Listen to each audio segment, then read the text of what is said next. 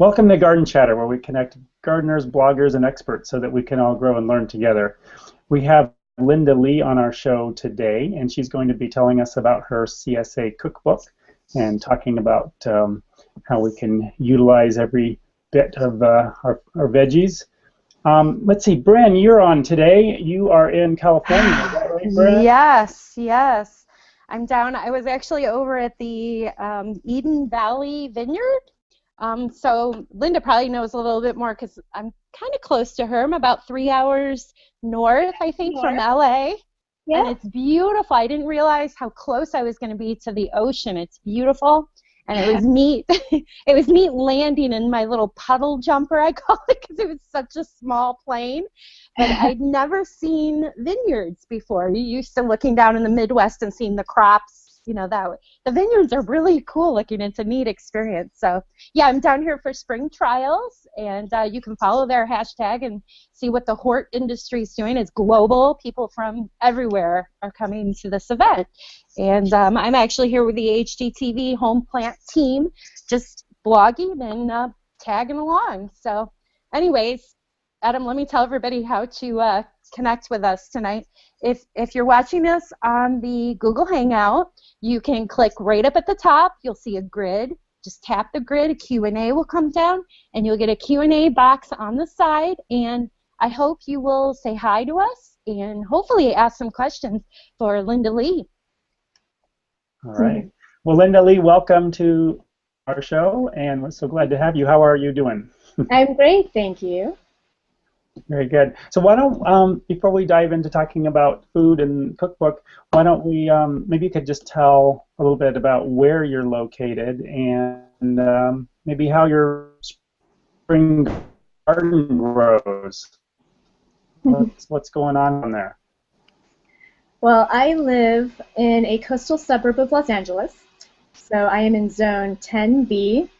Basically means that we can garden year-round, and we can do crops like tomatoes and peppers year-round as well without overwintering them. They just grow very slowly over winter. But right now it's pretty funny because my fall, winter, spring garden is just bolting like crazy, whereas I have a lot of friends on the East Coast who are actually just barely getting their spring garden started. So sometimes it feels like we're on opposite sides of the world between West Coast and East Coast, but that's where I am in my garden. This is actually a super busy time of year for me outside because I'm just trying to get rid of the older crops and put in my summer crops. Wow, so you're able to start putting in some summer crops. Yeah. So your audio was breaking a little bit. I'm not sure what was going on there with that. It was kind of choppy. Is that what you're hearing too, Bren? No, actually, Linda came through pretty good. You're a little choppy. Yeah, I think you're maybe on my end. All right, well, let me do, hey, tell you what. I'm going to go plug in one cable. So. Okay. All right, that's fine. Right there. I can hold down the fort. We call that holding down the fort. How fun. So we had a great time talking on Twitter the other night. It was awesome. Did you have fun too? I did. Yeah. It's so fast-paced, and sometimes it's a little hard keeping track of all the questions. So I know. What I usually end up doing is answer what I can during the chat, and then I'll go back and read the transcription and really go back and clean up my links and details and info and things that people have asked me that I've missed. Right. I think that's what makes it fun, though, that crazy fastness. And if you know how to use Twitter, you know you can go back and you can view the questions and you can reach out to you. You know, just tap your Twitter and tweet you and ask you your question back. But very exciting. See Adam. I don't know if are you back on? I'm back on. I think there you go. Better. I forgot to plug in a cable. Yep. All the checklist, and you know, the cable was right there on the ground. So anyway, sorry. No worries. Yeah. Well, let's see. So what about, could you give us a little bit, I don't know, an overview of a cookbook, or, what are some of the things that you were trying to accomplish as you wrote it? Absolutely. Well, here is what the book looks like. So pretty. It's very pretty. Thank you. So it's called the CSA Cookbook, and the tagline is "No Waste Recipes for Cooking Your Way Through a Community-Supported Agriculture Box, Farmer's Market, or Backyard Bounty." And while the focus of it is on CSAs, which are the boxes that you get of seasonal produce direct from a farm, it's actually meant for anybody who loves vegetables, whether you get it from a CSA, you grow your own food, you go to a farmer's market, or even if you just buy it from a regular grocery store. My concept is top to tail, no waste cooking. So you really learn how to use the whole vegetable from top to tail, and you use them in ways that, other recipes will tell you discard the kale stems or discard the green tops of your leeks. But my recipes embrace all of these unconventional parts and help you realize all these different textures and flavors that you didn't know existed in the vegetables that you commonly eat. Very cool. And also for the people who grow their own food at home, I have a lot of ways that you can use the parts of plants that you normally don't think about using, such as tomato leaves, squash leaves, radish pods, stalks and stems, flowers, different kinds of roots. So it's a way to put your plants to use other than just compost or soup stock. Yeah, that sounds Yeah, good. very useful. I had let some mustard go to seed or to bloom in the greenhouse. I wonder. So I've been tasting some of these little pods, and they're really tasty. And I was thinking I need to collect a bunch, fry them up, or something, saute them, because they've got a little bit of spice with the mustard seed in them. So yeah. I was just wondering if that's something similar to what you and including in your recipes. It's a little choppy, but it is. Did you ask a question, Adam? Oh, you didn't hear him at all? I mean, I heard him, but I wasn't sure if he asked a question because it kind of. At the end, I was just wondering if that was the kind of thing that you have, in some of your recipes. It is. Yeah. It is. I tell people that once they know what they can eat from the plant, you don't actually have to wait the 3 months that it takes to harvest the fruit, which is what we always look forward to. You can start harvesting the leaves right away. And once the plant bolts, that doesn't mean that it's the end of life for the plant. I consider that almost like a third harvest because you can eat the flowers and the seed pods, like you said. So it just gives it, it's just a way of looking at vegetables, in a fresh, new way, and just really using everything to their full potential. That's cool. Yeah, it is, and letting the winter kale and the mustard and stuff go to seed is good for pollinators early on because there's not too many things blooming. So as an added benefit, and then you can eat the seeds too. What you mentioned tomatoes earlier. What I hadn't heard of what you could do with tomato leaves. Would you be willing to share that? Well, tomato leaves are in fact edible. Really? And I actually like to use them as an accent. So when it's high summer and you're walking past a tomato plant or you're harvesting tomatoes, and you always get that wonderful scent all over your skin, and it's just this earthy, heady, sort of green, grassy smell, and it's what I associate with summer all the time. So imagine that smell concentrated into a little leaf. It's just a very earthy tomato, viney sort of scent. So when you use the tomato leaf, I like to put it in, say, tomato sauces. Whether you're canning a tomato sauce or you're just making a sauce for dinner that night, it adds a certain depth of flavor that I can't fully explain, except it brings out the tomato flavor more. Whereas the tomato fruit is so sweet and fresh, a tomato vine kind of brings it down and gives it a deeper flavor. So I love to use it in sauce. I love to use it in pesto, where I'll combine basil leaves with tomato leaves, and it's almost like having a caprese salad in one bite. And I'm always experimenting with different ways to use it. I see it as an accent, and so I'll try it in salads. I'll try it sometimes as a topping on pizza, sometimes in a sandwich, but you don't get the full taste of a tomato leaf, so that's something that I'm always still playing around with. That's it.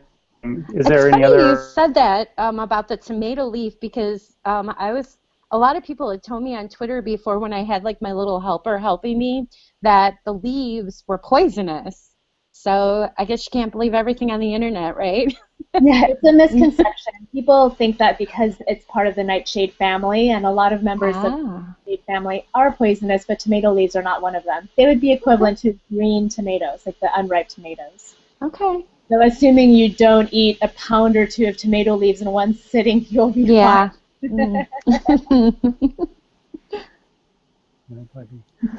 Was there any other bits and pieces that probably would be surprising for us that you have in some of your recipes?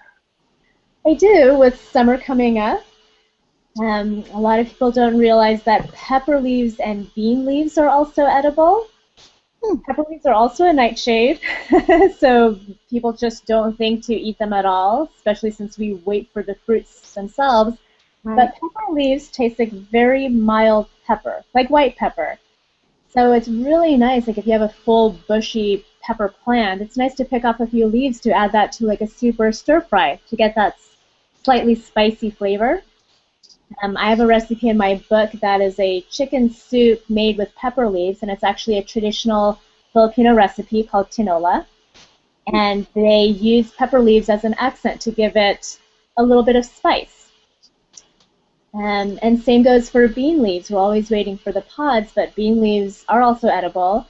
A lot of people know that you can use fava bean leaves, and that's what we generally see as far as edible bean leaves because you get so much foliage off a fava bean plant, but it goes for any bean, whether it's pole beans, bush beans, runner beans, you can eat all the leaves from that too, and they just have a great earthy, beany flavor. I actually like to use them in a bean leaf pesto, which is a recipe that I give in the book. Well, that sounds really good. I have some little beans out in the greenhouse. They better watch out. I might start eyeing my little tomato starts and bean starts eyes now. Yeah. So, did you notice Lisa checked in? Okay. And she said, "I always thought they were too, Bren." So thinking about the nightshade family. Yeah. Well, how was is available now? You got a little bit held up for a little while. Is that right? How was? Maybe you could just tell us a little bit about the process, or how did it go for you, or how long did it take, or how did? Gosh, the book writing process is a whirlwind. I started working on it in January of 2014. I had 4 to 5 months to develop all of the recipes for the book, including testing them, eating them, shooting them, and just tweaking the final recipe to include it in the book. And it's just a nutty time. Yeah. So once the manuscript was turned in, then I spent all summer editing with my team at Voyager Press. My husband, Will Taylor, did all the photography for the book, so we were shooting recipes concurrently with my recipe testing.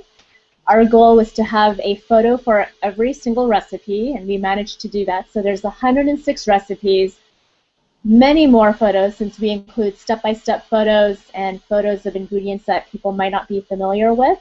So the whole book has full-color photos everywhere. I'm a very visual person, and that's something that was important to me when I look through a cookbook. I'm always tempted by photos. Even if it's a recipe that sounds good, but if it doesn't tempt me with an image right away, I tend to skip over it. All the food is very real. It was definitely cooked in my home on the same pots and pans that you see in the photos. So I don't want people to look at a picture and think, oh, I could never make something look that perfect or that beautiful. Like, this is a real cookbook. So all of the images show finished dishes the way that they're supposed to look if someone were to make it at home. Once we got all the photography, all the recipes, went through the full process of editing, the book went to print overseas last fall. It was actually held up in shipping for over a month because of the port disputes all along the West Coast. So it was supposed to come out in February. It didn't come out until the end of March. And during that month and a half, Will and I were just sitting around the house like, well, what do we do? Da, da, da. We don't know when the book will come out. Right. And then we had the idea to create a trailer for the cookbook to just give people something to see and, another visual to explain what the book was all about. And so we learned how to shoot and edit video in 1 week and put out a cookbook trailer that you can find on my blog. And that really gives the full overview of what the book is about. Yeah.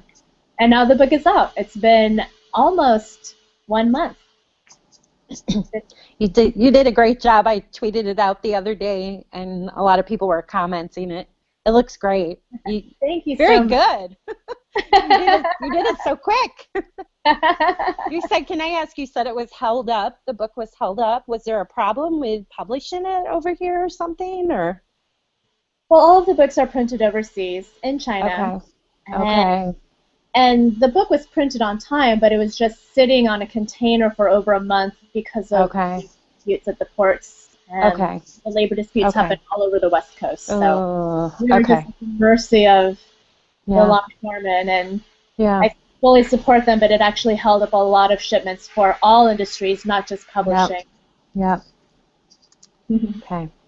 Yeah, because we were going to go on earlier, like a month ago, but books were sitting. Yeah. Have you been doing lots of like different speaking events, and have you been busy promoting? Very busy with promoting it, especially since the book has come out. As far as speaking gigs, I actually did a unrelated speaking gig in Atlanta, which is where I met Bren for the first time. So we were at the Garden conference, and I actually spoke about the business of blogging. But this year coming up, I do have a book tour planned. I did my first book signing at the Petaluma Seed Bank a couple weeks ago, and that was very fun, very exciting, very intense Q&A from the audience that was there. Yeah. And then I just had a book release party this past weekend in my hometown here in LA. So we're really just getting started. Hopefully I'll make it to other parts of this country, which is my goal, all over the South, the East Coast, the North. So I think that's great. I know I was talking to you earlier this week about the CSA, and I felt really bad because, I live in the heartland. I'm like in farmland, and I had to admit I never heard of it before, and I felt kind of, bad. but it's kind of interesting once you explain to me about what CSA is. I've been asking people in my area, and like even here, it's really popular here in the Central Coast. I found out today at the Vineyard. A lot of people were really excited because one lady, her husband can only eat organic, and she's like, I trust what comes in that box. I can't wait, and she's just all excited. So I don't know. Can you explain if somebody doesn't know what CSA is? Sure. Okay. CSA stands for Community Supported Agriculture. It's a very simple business model. Basically, the farm grows their produce and they sell it directly to their community. So there's no middleman, there's no grocery store, very old-fashioned transaction. And what makes it so valuable is that instead of a traditional farmer's market or grocery store where you go there, you pick out your vegetables and you buy them from the farmer, you actually invest in shares of the farm is what they call it. So you're buying a CSA share. And you end up paying for a whole season of vegetables up front. And in return for your share, your investment, every week during the growing season, then you get a box of fresh produce that's completely local, in season, from the farmer that you supported. And it's really just the best way to eat because everything that you have in the box was picked just a day or two before. Right. It's great because it really brings the community together. When you are buying into a farm share, you take a risk with the farmer. You know, a lot of times farms that are not subsidized, they have to worry about drought or disease, any kind of unforeseen circumstance, and their whole season could be gone. But by having the support of their community behind them, they have a little bit of cash flow, so they can invest in equipment, they can invest in staff to help harvest and pick and do all the work that needs to be done on a farm without worrying about their own living. And you know, it's great to support your local farm because you can ask them questions.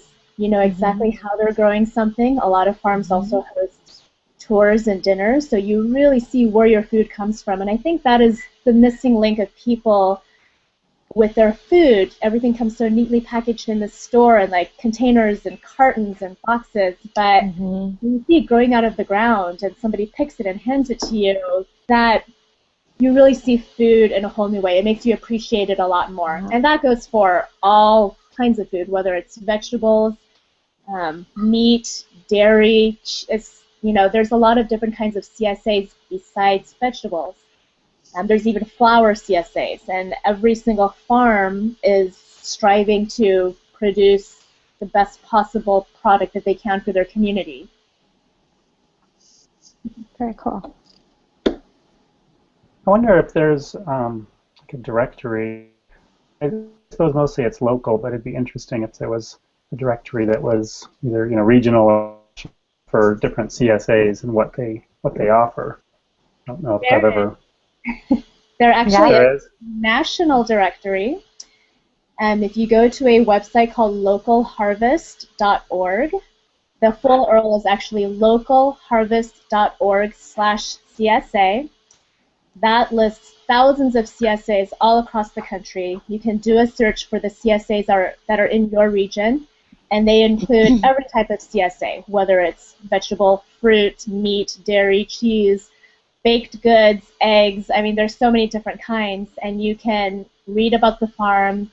You're linked directly to their website, and then you can join the CSA that's right for you.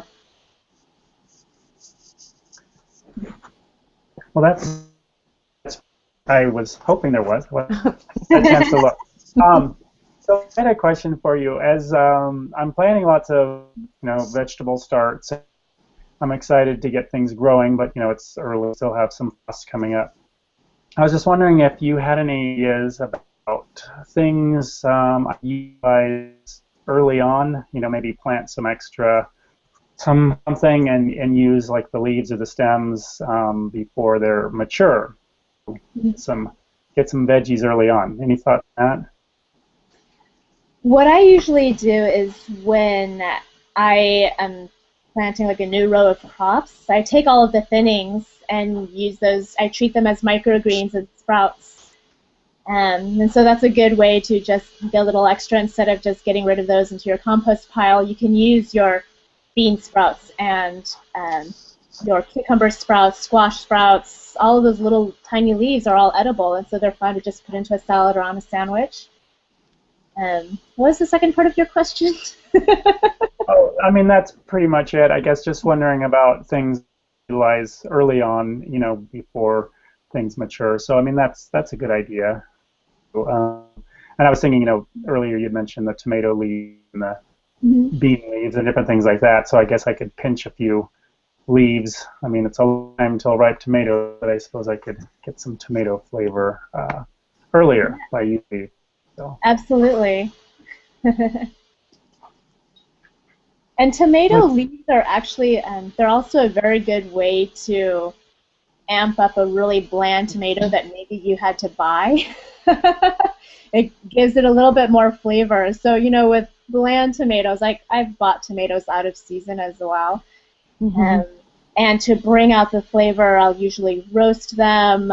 I'll cook them in some way, but adding a few sprigs of tomato leaves really helps as well. And Yeah, you share a lot of these recipes on your website as well, don't you? I know I've seen a few. I do have recipes on my blog about it, and the idea for this book actually came from a few posts that I've done on my blog about what's edible and can you eat that? And that's where I go behind the science of all of these food myths that I was trying to crush, as far as tomato leaves being toxic, carrot tops being toxic, can you eat broccoli greens? And I explored why or why not for all of these different things. And that's how I came up with the idea for this cookbook. I was like, oh, a lot of people really don't know how to use these parts because there's never recipes for them. Right. You know, we're all just sort of freestyling what to do, but it's nice to have a base that can inspire your other cooking. Right. Is there any leaves that, before I start browsing on lots of leaves, is there anything that truly is toxic? I mean, you know, we maybe thought that leaves were, but if they're not, anything we should step away from? The one leaf that is toxic, well, there's a couple leaves. Potato leaves, not to be confused with sweet potato leaves, which are a member of the morning glory family, but potato leaves from the nightshade family are toxic. You really should stay away from them. If you accidentally ingest a couple of leaves, it won't kill you, but it could give you an upset stomach. Rhubarb leaves have that same toxicity. They're very high in oxalic acid. And the only reason why they're so toxic compared to spinach, which also has a high amount of oxalic acid, is because rhubarb leaves are so huge. Yeah. And I've honestly never heard of anybody eating an entire rhubarb leaf. Doesn't sound good. But that's something that you should probably stay away from. Oxalic acid is actually, it tastes good. It gives it that tangy flavor. But what I always tell people is everything in moderation. If you're a person that loves to juice and make green juices, don't juice the same greens every single day because you will build up toxicity in your system. You should mix up your greens because every leafy green, whether it's kale, spinach, collards, carrot tops, they all have varying amounts of alkaloids, and if you keep accumulating them in your body, you could get a little bit sick from that. So it's something to keep in mind. And it's the same thing as you're cooking your day-to-day. Probably not a good idea to eat kale every day or spinach every day, despite them being so good for you. Right. Try to mix it up and vary your greens, as well as every vegetable and fruit that you eat. Well, sometimes people, I think, they like recently I've seen, because I like making smoothies. I like messing with my little blender and doing all that. And now, I have kale and it's starting to grow. And so you get a lot of kale, say, and spinach when it kicks in, and you want to eat healthy, but you don't know exactly what do I make with this. So we kind of get in a rut, just doing the same thing. So that's what's kind of cool about your book. You've got variations with the different greens, right? I do. I try to give, in my recipe, I'll take something like kohlrabi, which is, it's somewhat unconventional vegetable. Right. Not a lot of people grow it. You see it at the farmer's market. You tend to stay away from it. But for something like kohlrabi, I try to give a variety of recipes. So I have one for kohlrabi fries, where it's roasted, raw kohlrabi that I put into a slaw, pickled kohlrabi. So you have different ways to eat it, and you won't get sick of it. Okay. Same thing with a few other recipes, like squash, cucumbers. I have recipes for cooking cucumbers, cooking radishes. Interesting and unique ways to approach a vegetable that's just not the same thing, like throw it into a salad.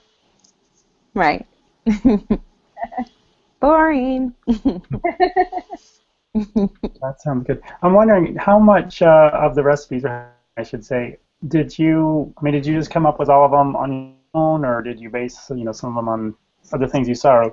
I'm just wondering how that whole experimentation, went.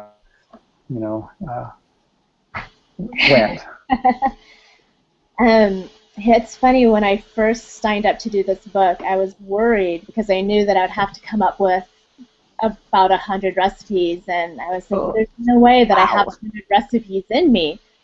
And surprisingly, as I started the process of writing down what I know, brainstorming what I wanted to do, I came up with something like 300 recipes, and I had to narrow them down to fit them within this, the amount of pages that we agreed on for the book. So coming up with recipes is easy. Narrowing them down to what should make the book was difficult. And these recipes came from all kinds of places. Most of them are recipes that I've made time and time again throughout my life. I've just fine-tuned them for the book with actual measurements. They may be variations on things that I've made before. Some of them are inspired by dishes that I've eaten in restaurants or elsewhere, and then I try to recreate them at home. Mm-hmm. Some of them, like tomato leaves, are just pure experimentation in my own kitchen. Yeah. Or just, you know, a lot of them come from, they're inspired by recipes where, for example, I have a radish green and Portuguese sausage soup recipe in my book, and that's inspired by a caldo verde soup recipe. You know, I just sort of take the flavors that I know work well together, and I try to create something different with it. And yeah. No, that's really, it's cool because last year, I can tell you that. Yeah. Well, and you know, I think it's really cool because I mean, you've been gardening for a little while. I mean, I think we talked about this before. How long have you been gardening yourself? I have been gardening for 5 years, since 2000. And what did vegetables? Okay, of course. But and then I mean, you didn't come really from the gardening. Your background's in aren't you like a techie? You're a techie person. I am. You're awesome. I'm a code geek. So the blog started as a side project for myself to just keep myself inspired and have fun and do something different, but also forcing me to get off my computer and do something outside. Yeah, and you do, man. Look at your blog. You're like, you know, you're skiing and you're snowboarding and you're growing vegetables. It's cool.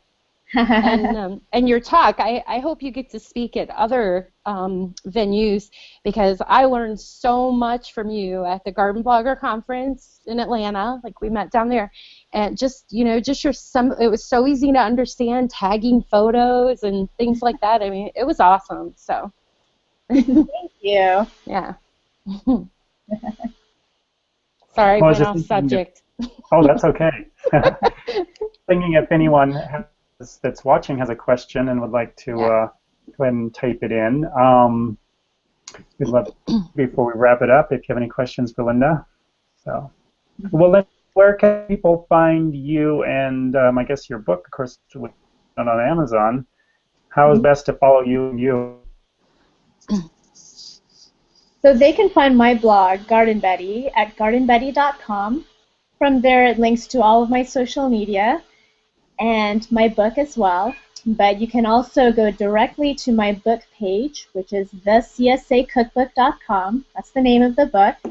It's available at every bookseller, so whether you find it at Amazon, Barnes & Noble, Books A Million, Powell's, or an independent bookstore, it's out worldwide. So this is good for not only US, but also Canada, UK.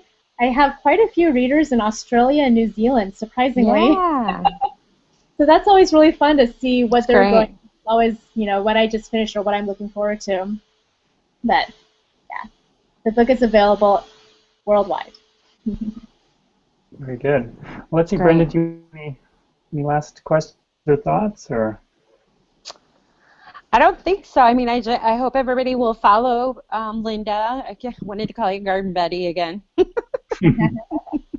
I've been doing that all day. People will come in at the spring trials, and I know them from Twitter. And it's like, you know, oh, wait, sorry. They think we're crazy. But anyways, no, it's been an honor having you on. Thank you. It's a great time. And so people can find out more about you at your site, and then we'll also be sharing about you on hashtag Garden Chatter. So if you're tuning in today, feel free to jump on that hashtag and find out more. Thank you, everyone. Thank you. All right. Thank you, Linda. Very much appreciate it. All right. Take care. You too.